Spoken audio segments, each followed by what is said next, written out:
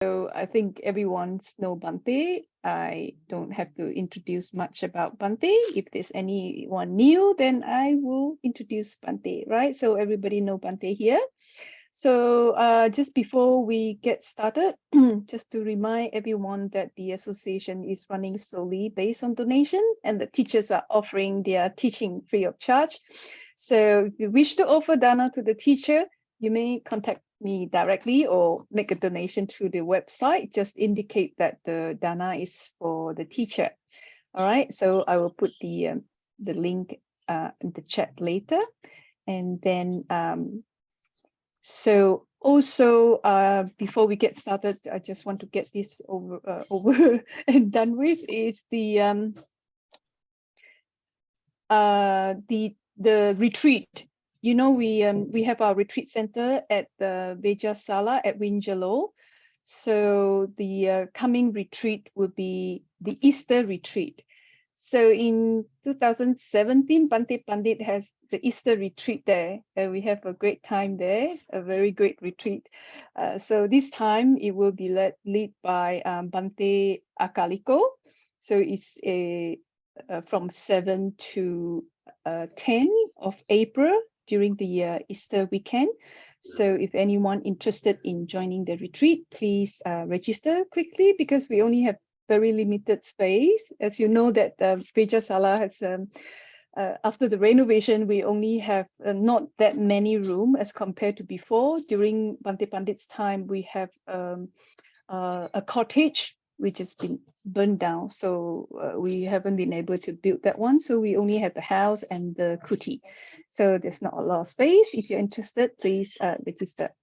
So without further ado, tonight I shall hand over to Bhante Pandit. Thank you, Bhante. Sadhu. Okay, so good evening or good afternoon for wherever you are. And today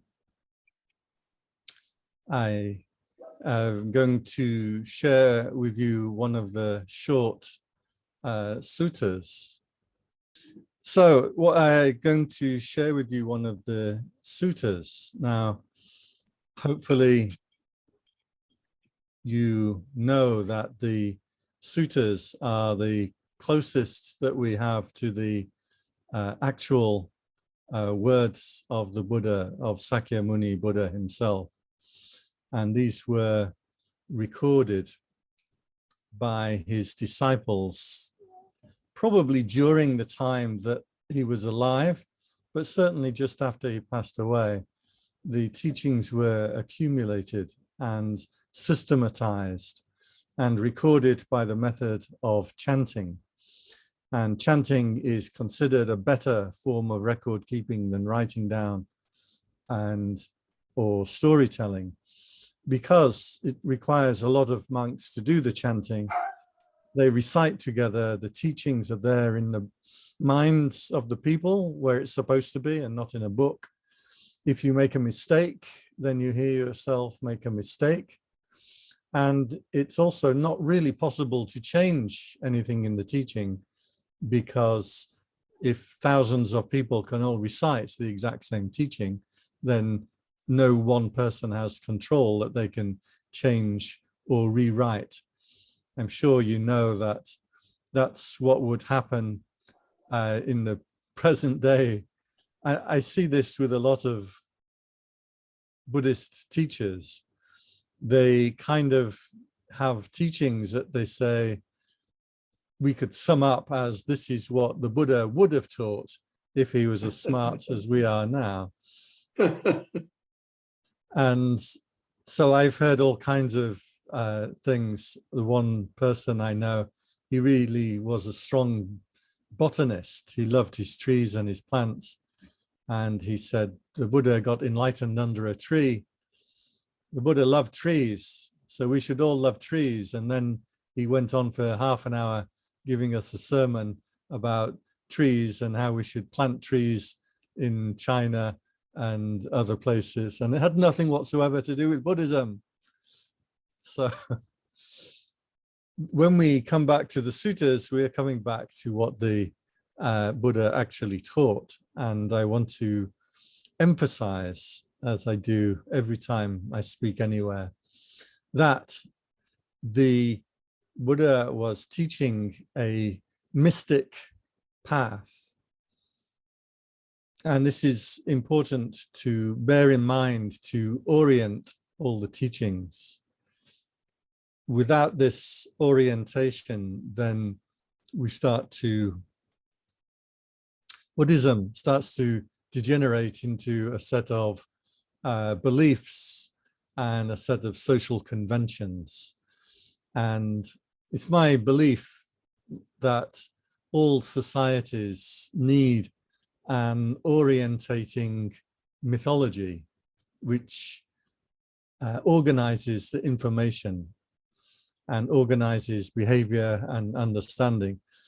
And that's what religion provides. You can look up the work and teachings of Joseph Campbell. He talks a lot about this.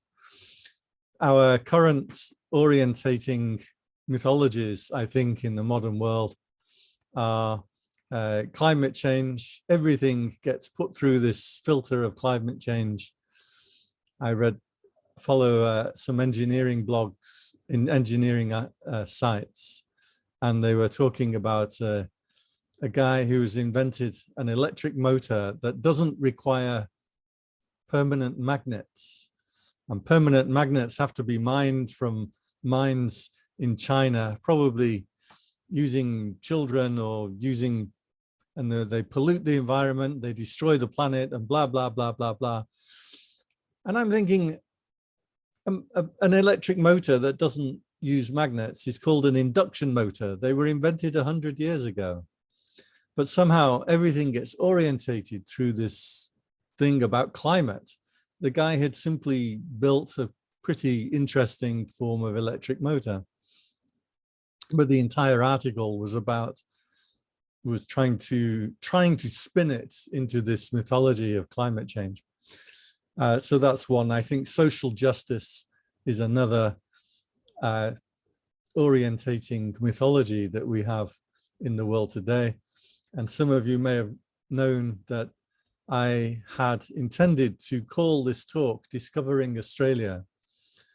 And then the question came up, well, maybe that would offend some people, that it wasn't Captain Cook that discovered Australia. The Aborigines were here a long time before. So we have to be careful. So it's a social justice these days is an orientating mythology. Everything gets passed through this filter. So to have an orientation, I want to give an example of the moths. And you may have noticed that moths like to fly into candle flames. And you would think that if evolution was doing its job, it would have figured out a way to tell the moths, don't fly into the candle flames. And what's actually happening is moths would use the moon as an orientation. And so the moon remains reasonably fixed in the sky over the course of 20 minutes or an hour. And they can use that to fly by. They keep the moon in the same position and they fly. They know they're going in a reasonably straight line. But when they see a candle flame, they get confused and they think that the candle flame is the moon. Now, as they fly past the candle flame will move in relation to their body. The moon doesn't. If you remember seeing the moon or the sun, even when you're driving in a car, it seems to remain static while the road and the trees and the houses pass by. So the moths get confused by this, and because the candle flame starts to change position according to their body, they reorientate their path, and that causes them to fly in and in and in and then burn in the flame. And what this means is they're using the wrong object for their orientation, and that's why they fly into the candle flame. They don't actually like candle flames, They don't even actually like to try and fly to the moon. They just the moon is supposed to just orientate their activity. So in Buddhism, we also have we should bear in mind that this is a mystic path, that the Buddha was teaching about enlightenment, a super mundane, all-embracing, earth-shattering, completely other experience, which is within the scope of all human beings to attain. This is important. A revealed religion is one where there is a guru or a messiah who has the word or the ear of God and gets the truth and then tells you what the truth is. That's a revealed religion. But in the mystic religion, the central tenet is that you yourself are able to attain to the same thing that the Buddha attained to. So enlightenment is enlightenment, no matter who you are. There are not grades of enlightenment, whether you're a Buddha or an ordinary person. If you attain to this mystic, I would like to say, union in yoga, one of the translations for yoga is union. So union with what? Union with God or union with the divine, if we can use the theistic terminology. That all human beings have this capacity is vital. So the idea is not that we believe the religion, but that we can use the teachings to attain to the same thing that the Buddha attained to, even if it seems a little difficult or a little far away. I promise you, in actual fact, all the teachers have said, it's right in front of you. It's not something that you have to spend millions of or thousands of lifetimes developing. It is right there, accessible in the moment, if we know how to turn the mind and train the mind in the right way. So this orientating mythology says there is this quality of enlightenment, and there is a path towards it which can be developed, where you can seek, find, develop, and bring to fruition. This is really important because there are, that I would identify, two kinds of path. One kind of path is one of developing qualities. So you can develop the qualities of kindness, of compassion, of equanimity, of morality, of concentration, of resolution, of patience. So these are called the paramis or the paramita, and they're good qualities that you can develop. And the Buddha said relentlessly, one should try to develop these qualities. Be a person who develops good qualities, not a person who develops blameworthy qualities. But no matter how much you develop the qualities, you're still not going to get enlightened. In fact, it's like going the long way around. If one chooses the path of developing good qualities as a path of enlightenment, what happens? You will have to spend thousands upon thousands upon thousands of lifetimes practicing these incredible qualities the way that the Buddha did. Remember, he saw the tigress who had the hungry cubs, and she didn't have the strength to go out and hunt, so they were going to die. So the Buddha throws his body down the cliff for her to eat so she can feed her cubs. That's the level of commitment that you need if you want to get enlightened through the path of developing good qualities. It's quite extreme. I don't know about you, but my good quality levels are not up to that kind of standard. But this is the path that was called the Bodhisattva path. So that means if you wish to become a Buddha, that is the path that you have to take. So that when you become enlightened, you have all these incredible qualities of leadership, of understanding, of connection, of righteousness, that you can inspire and teach other people and bring beings out of suffering. That's what you have to do if you want to become a Buddha. And the central tenet of early Mahayana Buddhism was that this is the correct path. One should not try to get enlightened. One should try to practice good qualities in order to become a Buddha in the future. That's the central tenet of early Mahayana Buddhism. They had changed it a little bit later on in the history of Mahayana. It's called the Bodhisattva path. But it should be noted that the Buddha himself never taught the Bodhisattva path. He did not encourage his followers or disciples that they should try to attain to enlightenment in this manner. He taught them a teaching that could be practiced immediately, and many thousands of his disciples became enlightened right there in front of him, or after a short period of practice.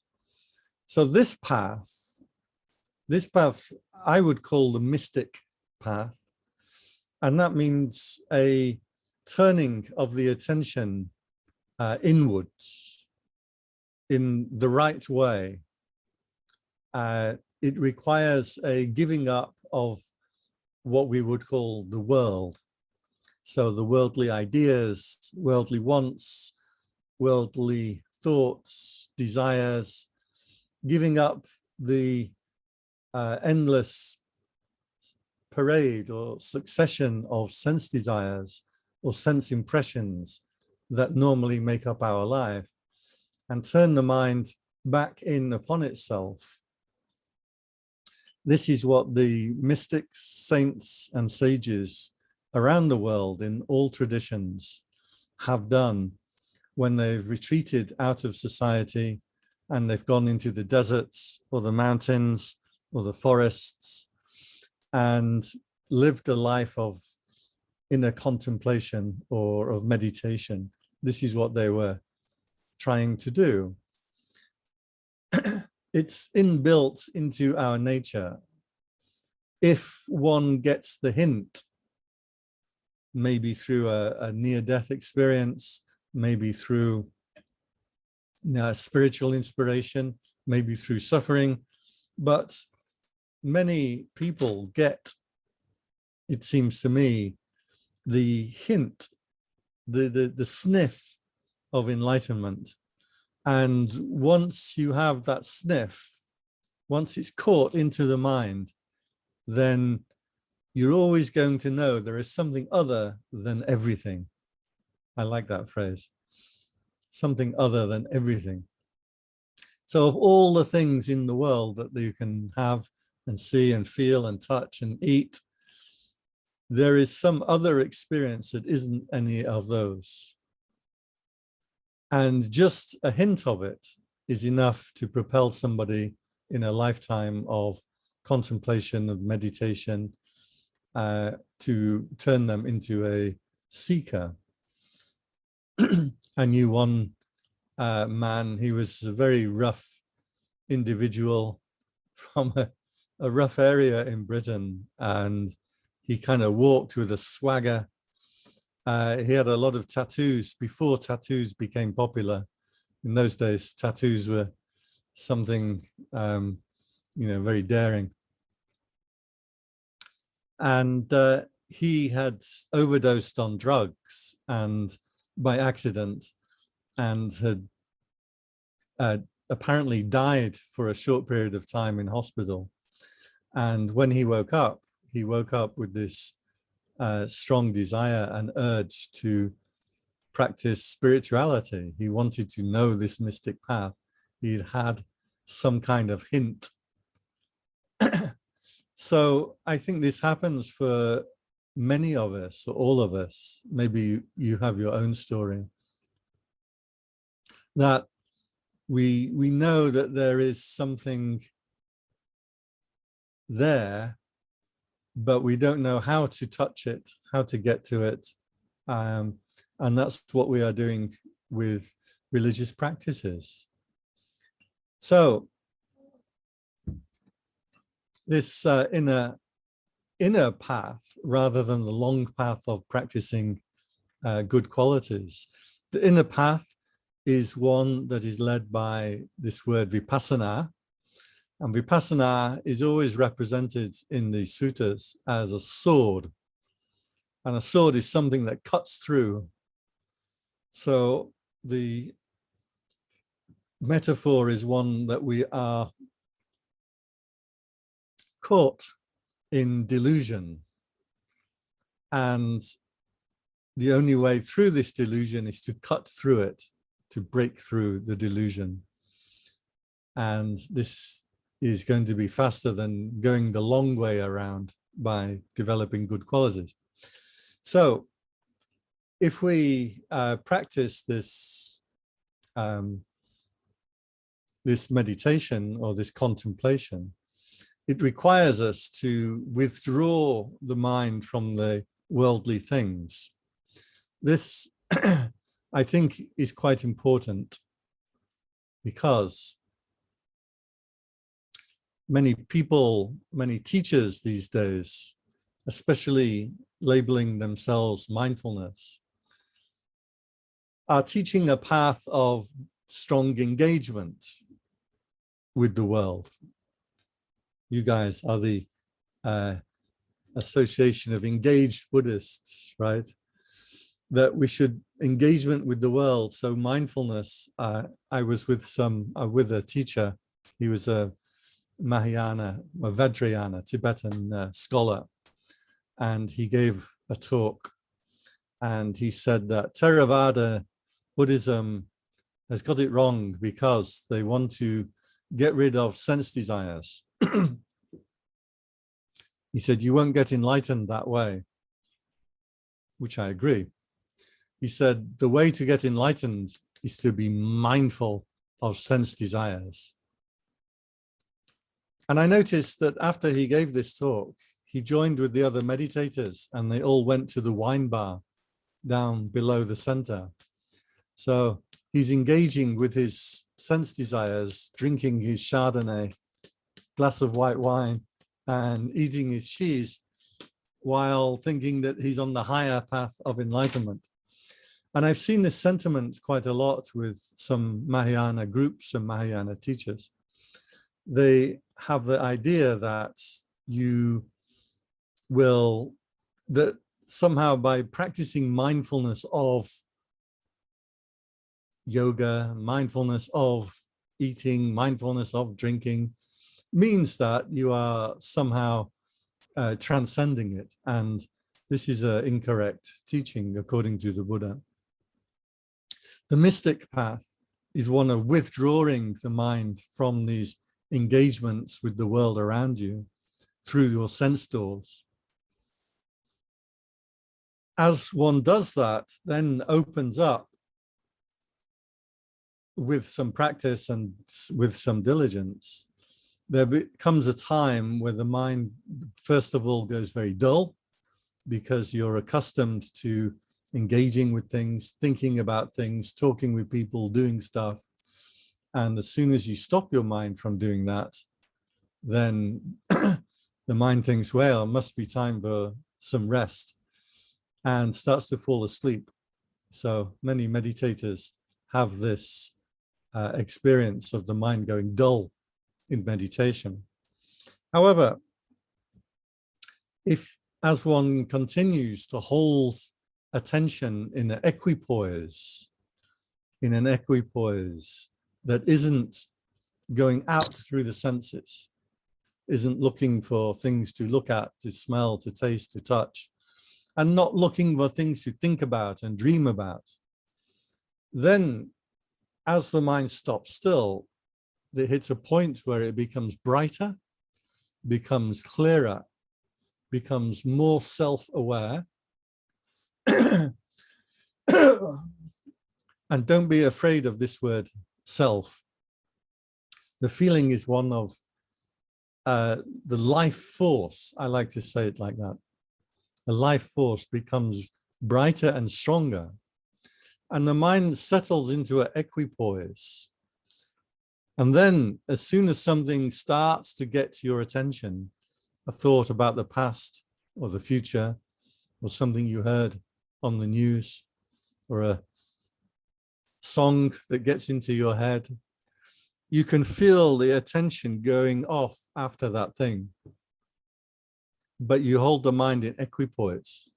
You don't allow the mind to follow anything, but you make sure you are bright, you are clear, you are alert.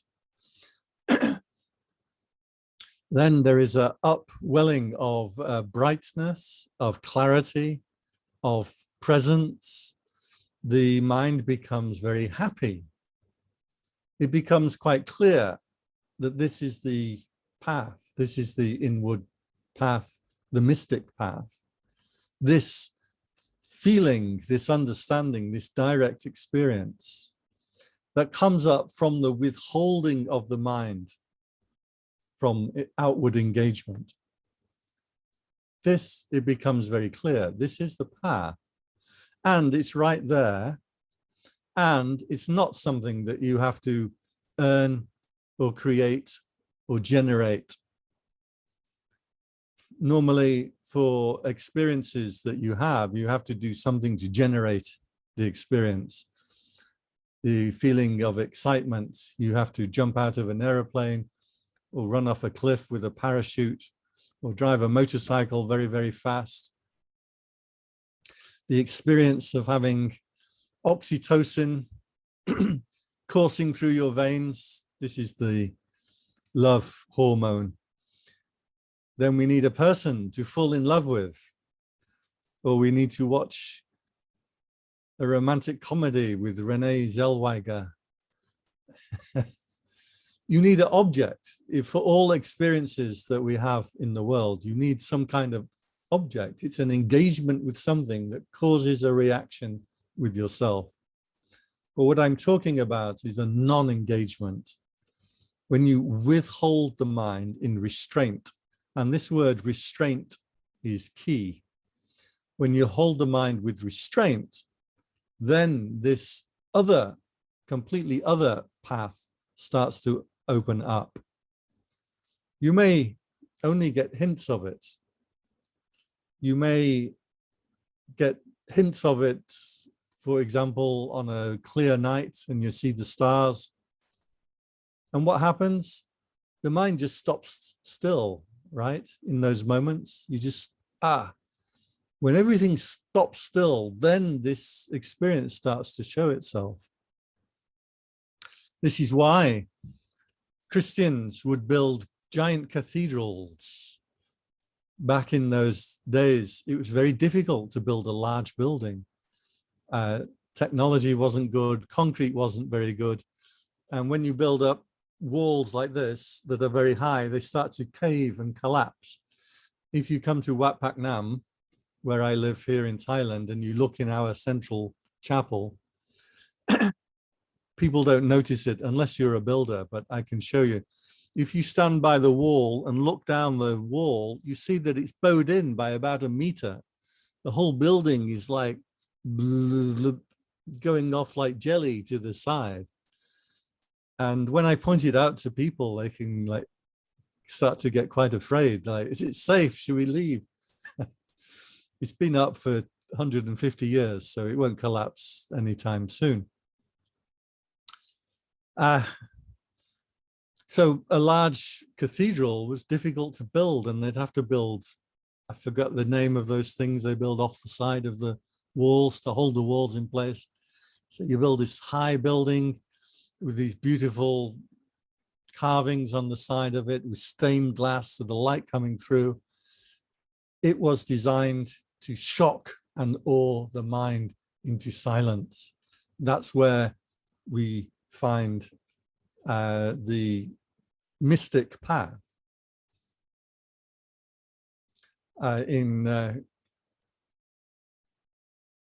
You may notice I've used a few Christian terms, but I want to emphasize that this mystic path is part of human experience. It is built into our psyche. It is there whether you touch on it or not, whether you believe in it or not. It actually is there, this structure, this architecture of consciousness. So that is what I meant by discovering Australia. When the Brits first discovered Australia, and yes, I know other people discovered Australia before the British. When the British first discovered Australia, they took the news back to England and people didn't believe. They say, well, you've just landed in Madagascar. Like, no, this is Australia. And like, well, maybe it's a little island somewhere. No, it goes on forever. And they say, well, maybe you're dreaming it. No, I've got the spider bite on my leg to prove I didn't dream it. So Australia is there, whether you believe it or not. Whether the people in Britain were first hearing about this continent, whether they believe it or not, Australia is actually there. It doesn't depend upon your belief. And so I want to make this, emphasize this point, that this mystic attainment or understanding is there, built into your consciousness, whether you believe it or not, whether you are a Buddhist or a Christian or a Hindu or a social justice warrior, whatever it is, this thing is actually built into the very structure of your consciousness, and it can be found, attained to, and developed if you turn the mind in the right direction. So in this particular sutta, the Buddha is asked about how to have a good death. I'm going to share the screen. I'm try and share the screen with you. For some reason, I have it coming up twice. Can you just give me a thumbs up if you can see the sutta, a good death? Okay, very good. I'll see if I can expand it a little more. So we have the Pali and the English. This is Bhante Sujato. I presume he's still in Sydney. Is he still in Sydney? Okay. So his website is wonderful for these suttas because he puts the Pali and the English up together and you can click on words and get translations. So in this sutta was actually with Sariputta, which was the Buddha's foremost disciple. And he had been asked the question, how does one have a good death? How does one die well? And this was the answer that he gave. He said, a mendicant or a monk or a practitioner who relishes, which means to enjoy, enjoys work, talk, sleep, company, closeness, and proliferation, that person does not have a good death. So work is definitely one that I've have experience with, because in England, when I joined the monastery in England, they found out that I'm quite good at, I was a welder. So I'm quite good working with metal. I'm quite practical. I can use a saw and a drill, and I can also cook a little bit. And so I was put to work. The abbots kind of fought over who would get me because I was quite a good worker. But I definitely liked working too much, and that is a distraction. If you want to practice the mystic path, you have to know how to put aside the work, the worldly engagement. Talking, the same thing. We all love company. We love to chat with people who we like. During COVID lockdown, so many people had difficulties and problems because they couldn't talk to people. Social engagement is very central and vital to people. Company, the same for talking, company and closeness. I'm not quite sure of the translation of the word closeness. Sleeping, but the key word in here is proliferation. Proliferation. And we're going to, later on in the sutta, the Sariputta will give a short poem or a stanza, and we will come back to this word proliferation because this is actually key to the whole practice. So then he says, so what about somebody who enjoys? What about somebody who will have a good death? That is a mendicant or practitioner or a monk who does not relish work, talk, sleep, company, closeness, and proliferation. So all of these things are the external engagements into the world around us. So the mystic path is one of putting aside those external engagements, turning the attention inwards and developing this super mundane mystic experience that is there but is hidden underneath the mind that likes to get caught in activities. So this is now the end of the sutta. It's a very short sutta. So a mendicant who lives like this has a good death. This is one who delights in, it says extinguishment, but the Pali word here is nibbana, I've highlighted here.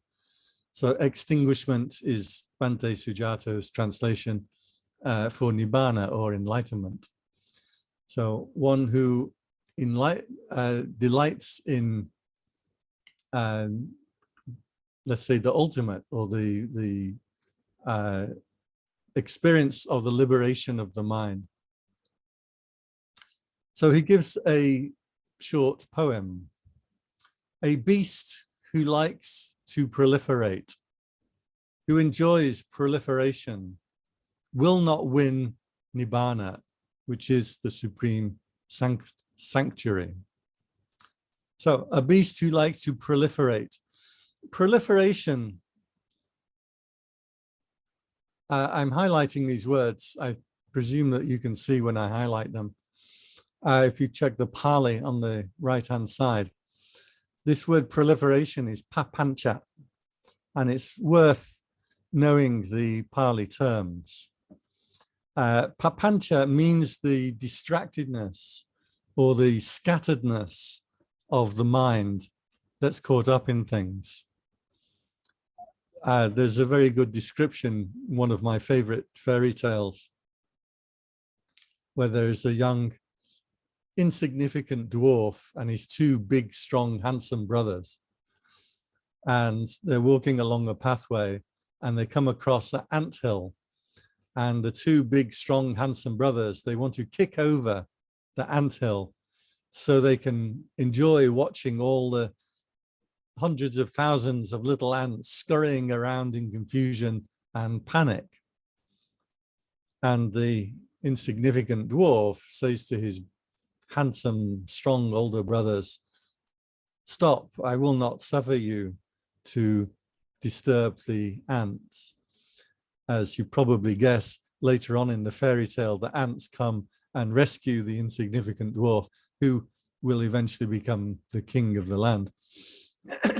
So this is a very nice metaphor for that scattered mind.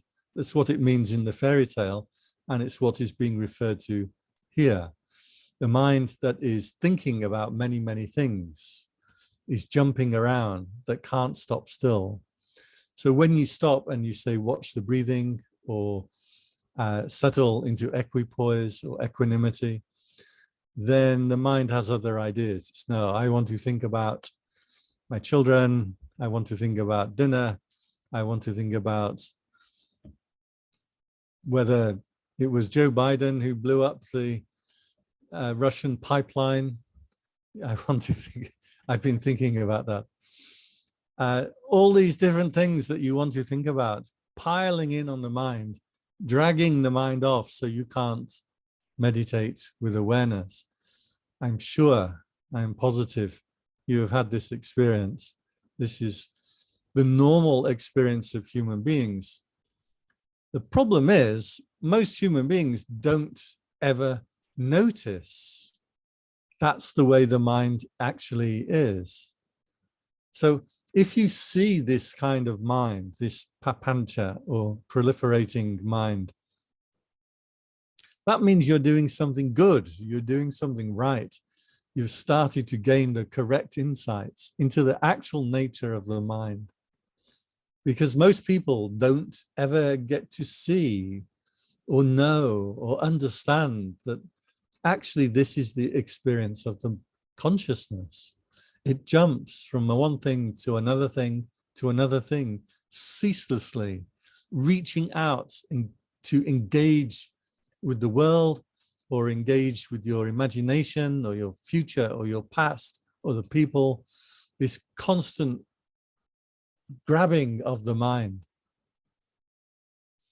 So for most people, they enjoy this. That's why you go to concerts. Personally, I've never been to a music concert, something I missed out on. Sporting engagements.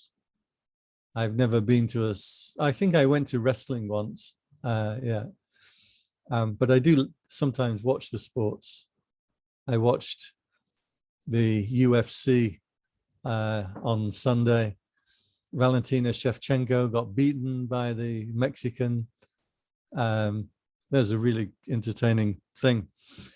But that is the nature of the mind. It likes to go out and get caught up. It likes proliferation. It likes to get scattered, engaged, caught, yanked around from one moment of consciousness to another, like a monkey swinging through the branches in the forest.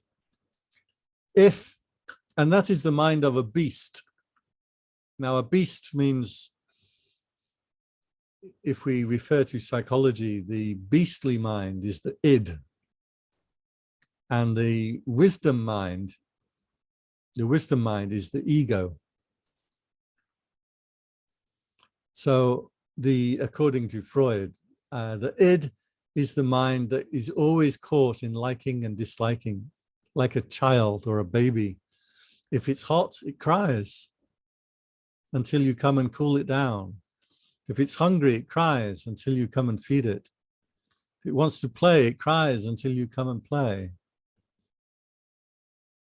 Right now in my building, we have 3 kittens in a cage, and the guy who I guess owns them or looks after them, he leaves them in this cage for like 23 hours a day, and he comes and lets them out for half an hour every day. And the poor little things just in a metal cage, and they're reaching their hands out to try and get something to be engaged with, and they cry. So that is the mind of beasts. It is moved around like a remote control by liking and disliking. Have you noticed humans, adults who behave in this way, constantly looking for something that they can like, constantly getting angry or avoiding the things that they dislike, pushed around through life like a remote control? kind of zaps them backwards and forwards, always trying to get pleasant experiences from liking and disliking. The childlike mind, an adult mind, according to Freud, was one with an ego. And an ego in psychology is a good thing. The ego is what knows what is good for you rather than what I like. So what your teenage son likes is playing computer games. Well, what is good for your teenage son is to go to school and learn something. This is the battle between the id and the ego that Freud accurately pinpointed as the path to adulthood. The more one can use wisdom and intelligence, the stronger the ego, means that you have self-control, means you know what is good and is right for you rather than just what you like or what you enjoy. To a large degree, your success as an adult human being depends upon your ability to know what is good for you and be able to do that. So the mind of beasts, the mind of animals, is governed by the id, and it loves to proliferate. It loves this scattered nature of the mind, the engagement, the pulling around, the excitement, the jumping around, jumping about. Sorry, Bante. When you say it, what do you mean by the it is it it or No, the id is the ID, ID? not identity, but is spelt ID, and this is in juxtaposition to the ego. So the id operates on a pleasure principle. I'm hungry, I want food, I like playing computer games, I don't want to go to college. It is governed by what I like, what is pleasant. The ego in psychology is governed by what is good for you. So in psychology, an ego is something that should be developed. I know in common language, ego is a bad thing, but not in psychology.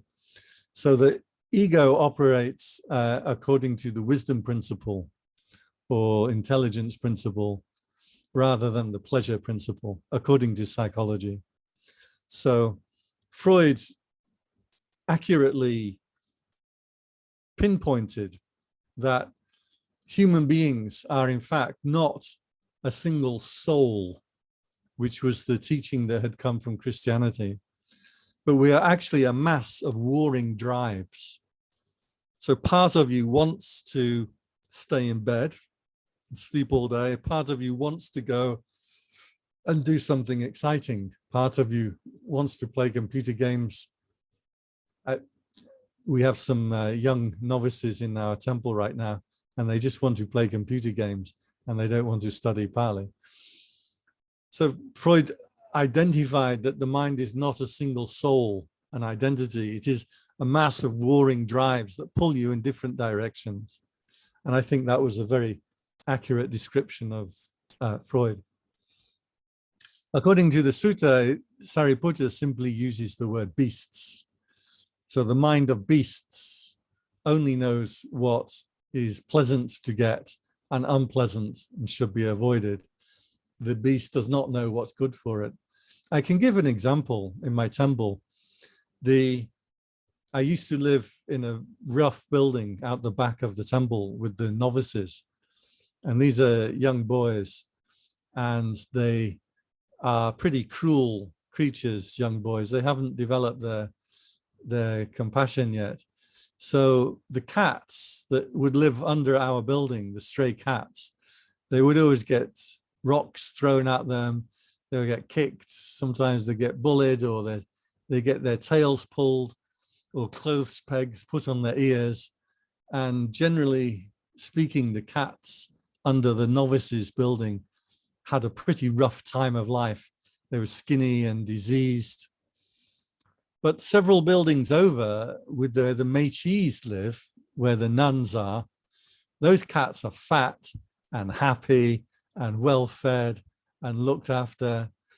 So if the cat had real intelligence, the cat would simply move from this building to the other building. But a cat is not able to think of its long-term benefit.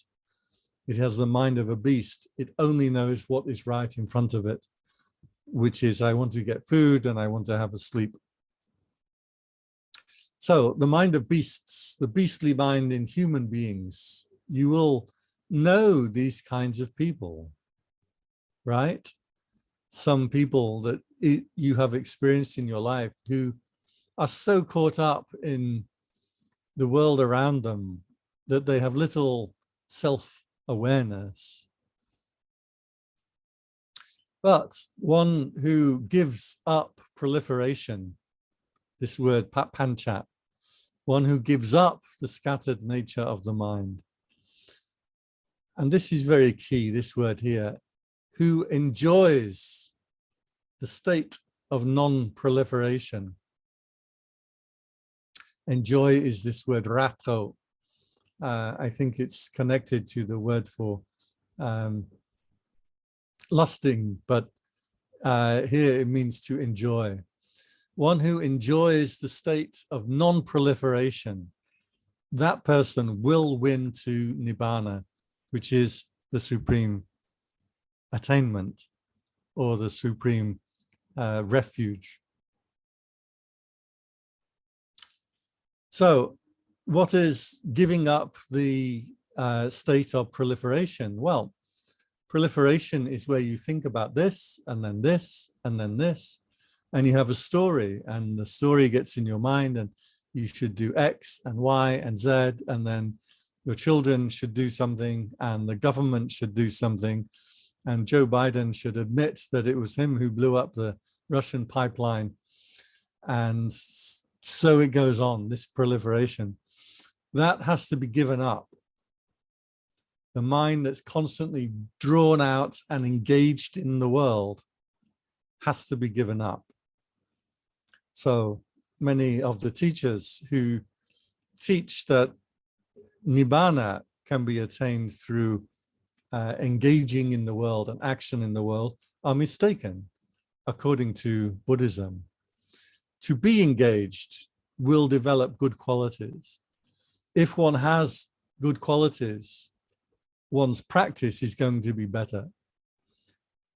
But that practice still has to be practiced. If I am a person of immorality, deceiving, deceitful, stealing, greedy, then my mind simply will not be able to stop proliferating. My mind will simply always be reaching out. The state of non-proliferation is one of refined consciousness. One who has poor morality or has poor karma, the consciousness simply isn't refined enough to stop still. So that's why we practice good practices. We practice merit making, or we practice chanting, we practice good works.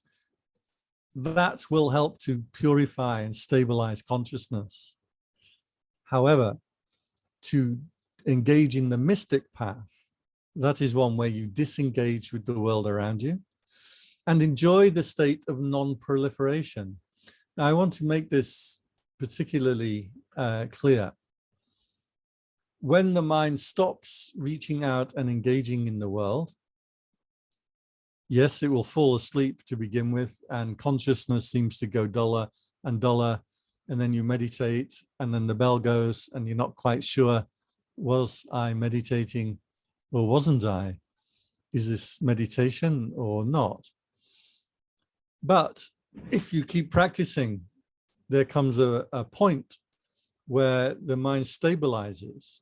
Consciousness turns back in and becomes self-aware, self-referential. There is a feeling of yourself. You are here and not somewhere else. Your mind is with your current bright, pulsating consciousness and not lost in thinking about this or that, not caught up in experiencing this or that through the senses. And that state is enjoyable. Hopefully everybody will get to certain points, if you're a meditator, you'll get to that certain point at times where the mind just seems to come together. It just seems to be easy to sit. The body becomes rather comfortable. Even there's back pains or knee pains, they fade into the background and the body becomes comfortable to sit in. The mind becomes comfortable to be in. And after this experience, one has a feeling of happiness, like for no reason. It's not a happiness because you won a load of money. Did you see that story a couple of days ago of the two kids? I think they're only like teenagers in England, and they won the lottery, 180 million pounds. And the lottery called them up, your numbers have won. And they were like, yeah. And then it turned out that when the girl had bought the ticket, she didn't have any money in her account and it didn't go through. So they had to call them up and say, sorry, you had the right numbers, but you didn't buy the ticket. So these two poor teenagers thought that they were, had joined the ranks of the super rich. Look it up. It's a story doing the rounds right now. That kind of happiness that you get from getting something is what is the happiness of beasts, is the happiness of taking pleasure in sense desires, sense experience. The state of non-proliferation, or the state when the mind is not scattered, that is enjoyable, that is beautiful, that is refined. And to the mystic, to the one who wants to develop the mystic path, this is very clear. Even you just get a chink, it just opens up a little bit, a part of the mind cracks open and the light comes through and you're like, this is what needs to be developed. This is what is talked about by those mystics, saints, and sages. So one who enjoys or takes pleasure in the state of non-proliferation, when the mind is not scattered, I would say focused, but notice you're not focused on any particular object. It's not focused on breathing. It's not focused on a mantra. It's just a mind that is unified. They often use this word in the suttas, unified. That person will win to nibbana, to enlightenment, which is the supreme attainment. Yoga kemam anuttarang. Anuttara is extreme, and yoga kemma is the release from binding, release from that which binds one in delusion. So that is how one has a good death. If you want to die well, some people say they want to live well, they don't want to die well. For me, I've thought about it a lot.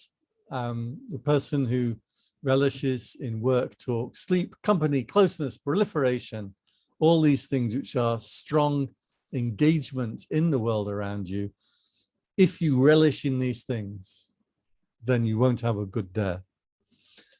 It does depend on your karma, of course. If you're a good person, then you have a better death. But one who has given up these things, is able to develop this mystic path, mystic attainment. So I hope that's all clear. I'm going to stop sharing, but I can share the screen again if necessary.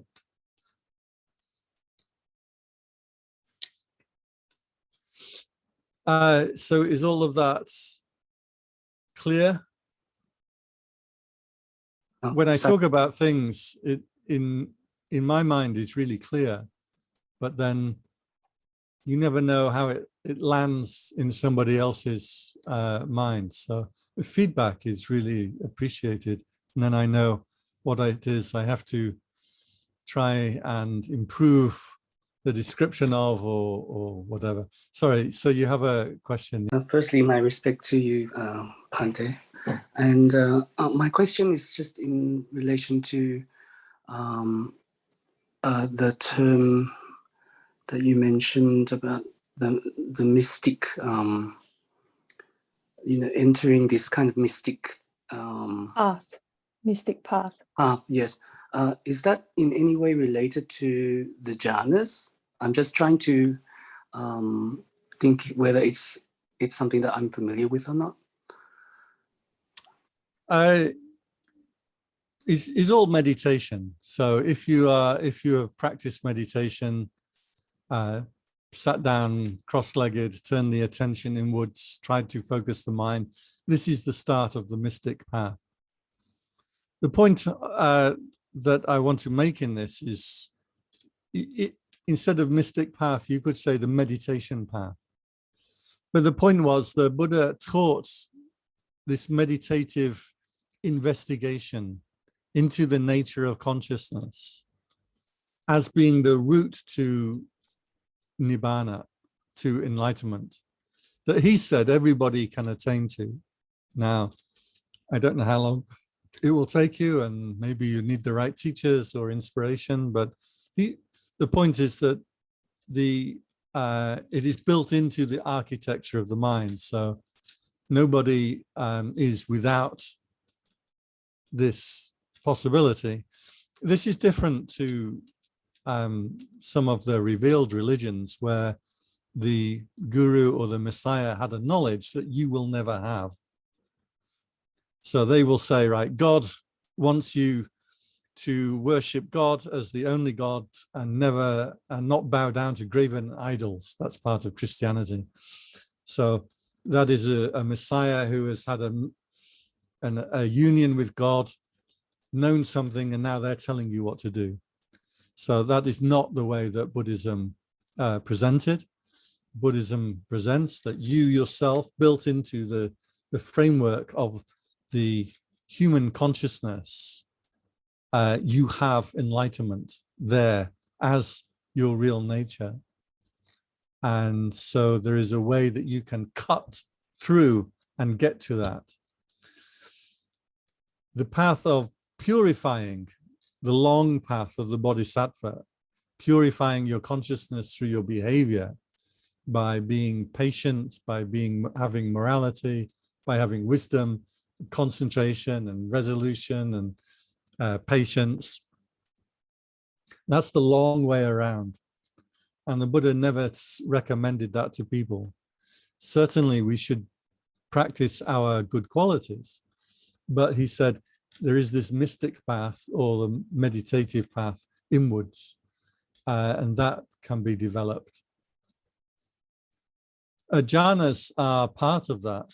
And in fact, my own teacher was absolutely insistent that if you have not practiced jhanas, you will not become enlightened. They are intrinsic to the path.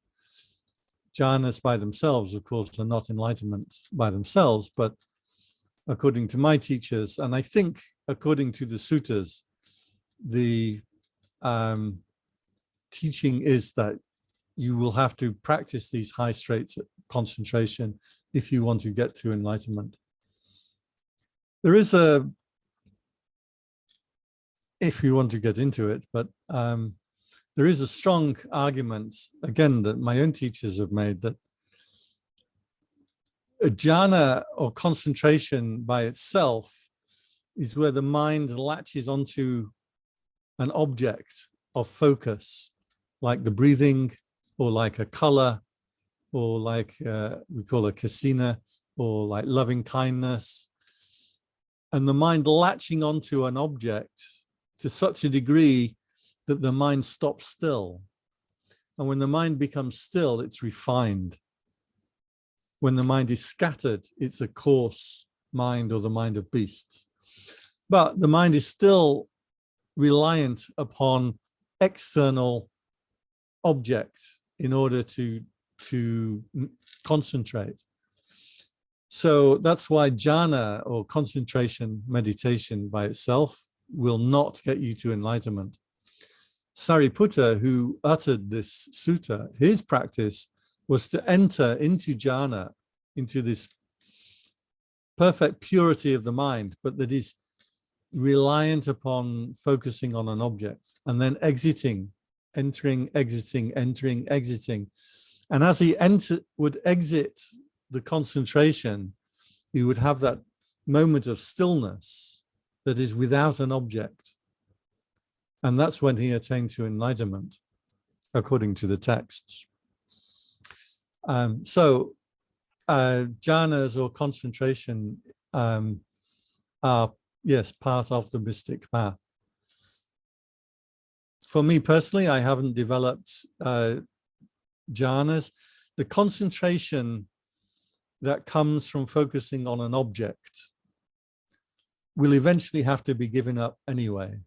So in my teachers and my understanding and my way of practice, I concentrate but without an object. So objectless concentration, which I like to call equipoise. The mind just stops still. It doesn't need an object. It just stops still. When it does that, it becomes self-referential. The consciousness itself becomes like clear. The experience is very bright, very happy. But the mind can actually still move, so you can still use it to understand your experience. Yeah. So, Bhante, you're saying that the human natures, our mind naturally, you say, proliferate, like the piece is like going everywhere. It's part of us, right? Yes. So isn't it like every human being is like that, and then we have to have the struggle of controlling this, like making it not to proliferate. Yes. And it's like, why? Why is it so difficult? Like, why we're born with this proliferation mind, and then we have to practice to get rid of this proliferation of mind. So what's the purpose of all this? Yeah, and the key word that the Buddha used in all of his descriptions of this path was restraint. So enlightenment is not something that you attain to and that you don't have now, but if you develop in the right way, then you have it and you can grab hold of it and remain clinging to it. That's not what he described. He said that the path is one of restraint, of restraining the attention from going out. So yeah, enlightenment is not something that you get. It's something that manifests if you can hold yourself in this beautiful, spacious restraint of the mind. So the usual format that he would give for this is the six senses. So your attention goes out through the eye to something you can see. It goes out through the body to something you can feel. It goes out through the ear, the tongue, etc. But it also goes out through the mind. So if the mind thinks about something that happened in the past, your mind has gone out to that thing, or consciousness is now tied up with that particular story. So in Western sense, we often think of the mind as being internal and the senses as being external. But in Buddhism, that's definitely not the case. Attention is in equipoise, or it goes out to a thought, to something in your past, or of something in your future, or something in the news, or something you can feel or see or taste. The mind is always leaking out to things. Restraint is holding the mind, just self-knowing. It's very gentle, and I am absolutely sure that all of you, if not many of you, have actually had these experiences, or you've put your foot in the doorway, those times where the mind just stops, where you've got nowhere left to think about. You may have had some bad news, or somebody has died, or you're on a beach and you see the stars, or in a cathedral, or you've been sick. There's somewhere within your experience, or you've just been meditating, or you've seen somebody very inspirational. I was listening to a sutta yesterday of the Buddha said that if you are with a guru with whom you have great faith, when you are listening to their words, you can fulfill the entirety of the path. He said the mind will stop still and not move, and you will attain, or in the words of the sutta, complete the 7 factors of enlightenment in that moment, just by listening to somebody who you have great faith in.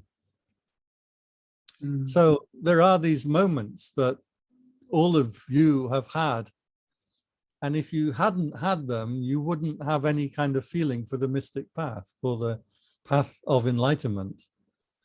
But something will drive you to be willing to sit, be willing to practice, be willing to make an effort, to join talks, to read books, to sit and meditate.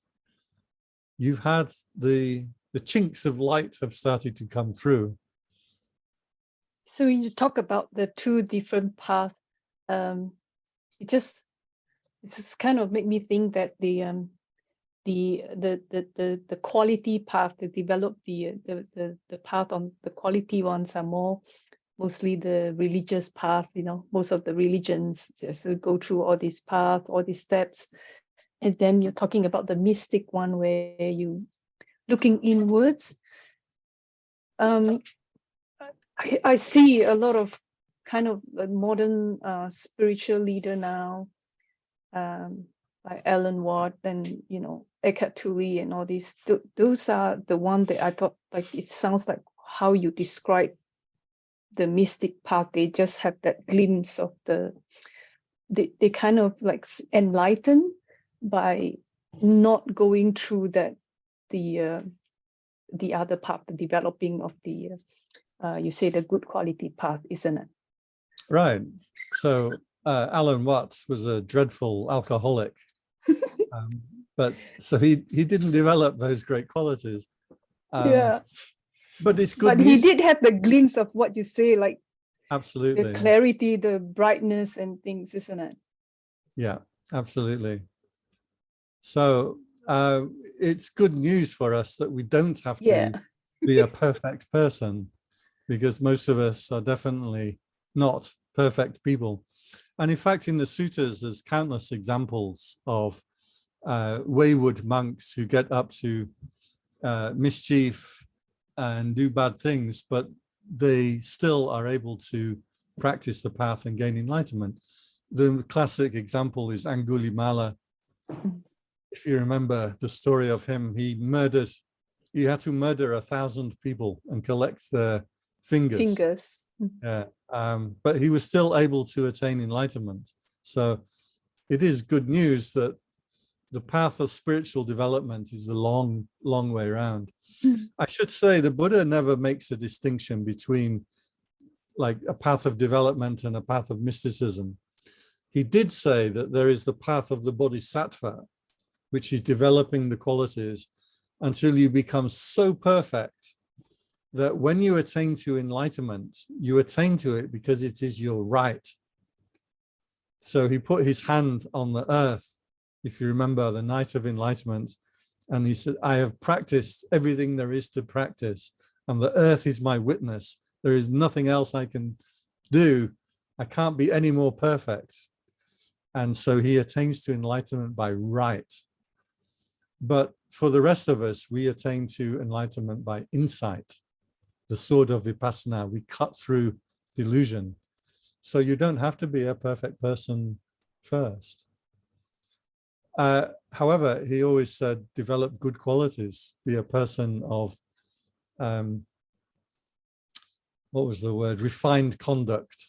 Do not be a person of unrefined conduct. So that was the way he taught his monks. Well, I guess if somebody who are kind of enlightened or like see cut through the delusions, naturally they will have that good quality. They will be compassionate and things, knowing that, you know, we are just more than the form, isn't it? It's all connected.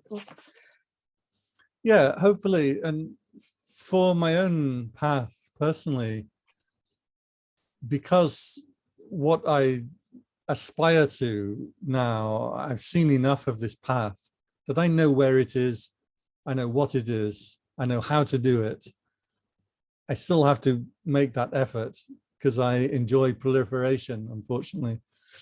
But I know what it is now. I've seen so much of it that the worldly things really have little allure, and then one does naturally start to gain the good qualities.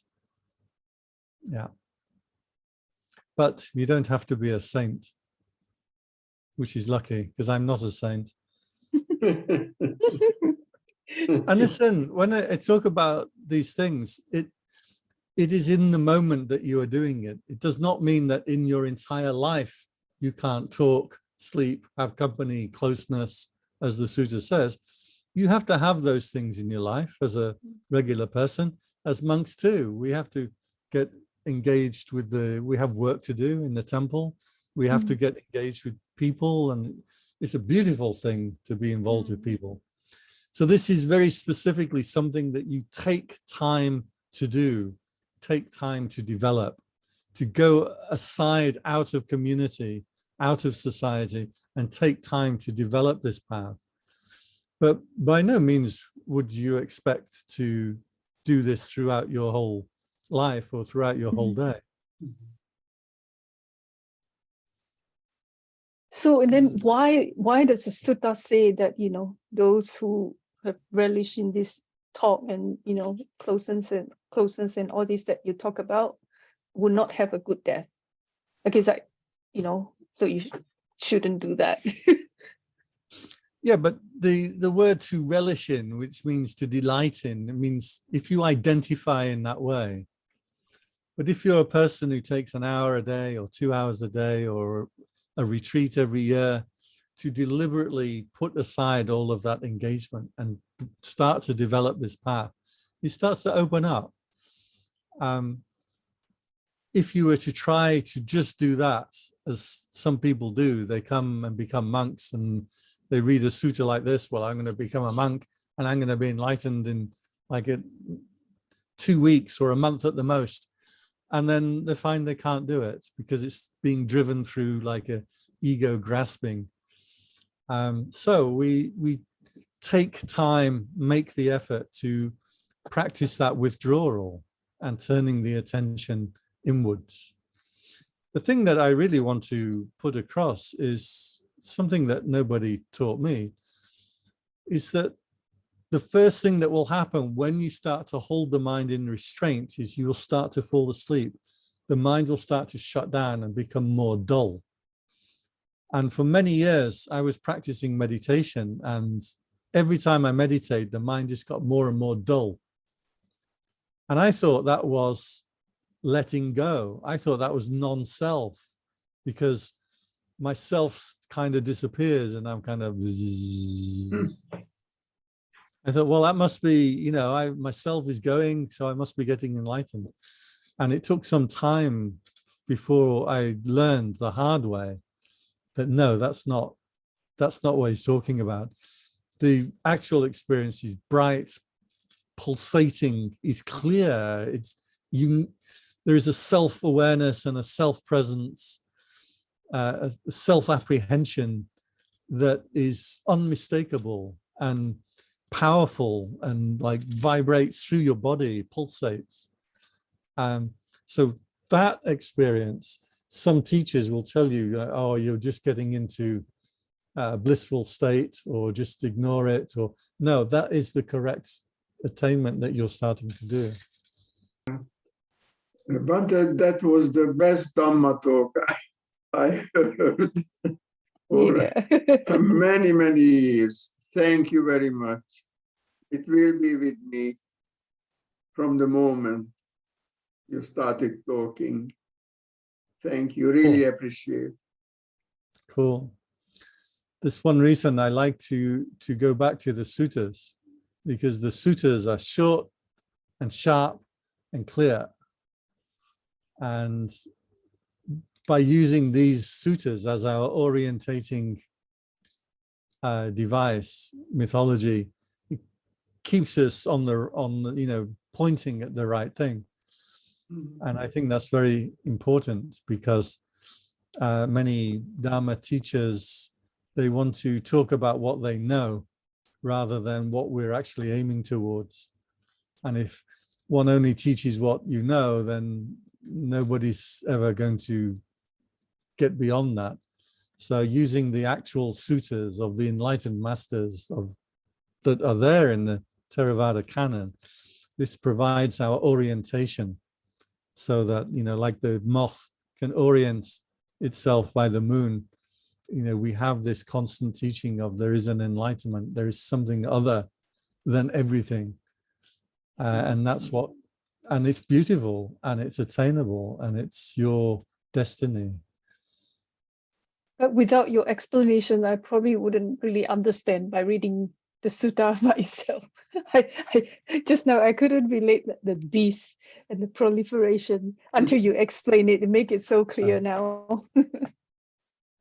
Funnily enough, this is what happened in the time of the Buddha, that they would make they assembled these suttas from after the Buddha passed away. They put the word out across the northern India to say, anybody who had a teaching from the Buddha, come, and we will see if it fits in with the teachings we already know, and we'll systematize them and record them and homogenize a lot of the time. So they use stock definitions. But then the commentaries, the monks and nuns would recite the suttas, but as they go through, they would stop and then they would explain what that line meant. And that became the commentaries. So we have this very rich tradition in Buddhism of commentaries that came after the suttas.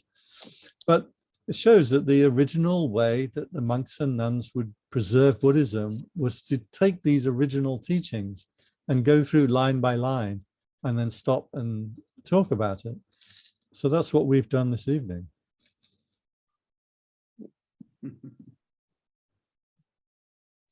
Okay, it's an hour and a half. Yep. A few people, I saw Molly briefly, but then she disappeared. But yeah. All of you who I know that weren't here, please pass on my good regards. Yeah, thank you, Bhante. Thank you so much.